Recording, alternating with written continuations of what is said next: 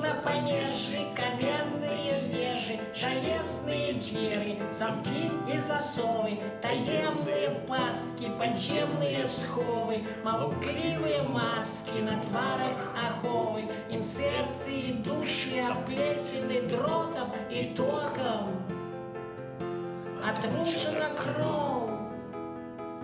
А туриста у зираку ёсць тураператор, ён працуе выдатна, ладзіць рэйсы з Багдату, і штодня самолеты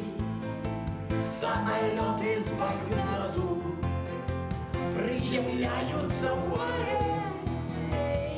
аэропорте Минск-2. А туристов з Іраку накормлять на пояс, поміняють їм гроші і в готелі заселять.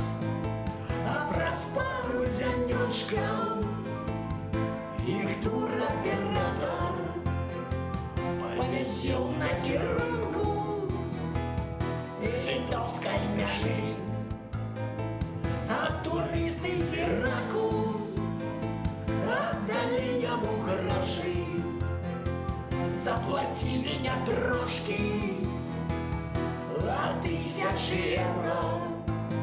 Шкатыбают туристы по помежным лясочку, из них туроператор, не сказавший гудбай.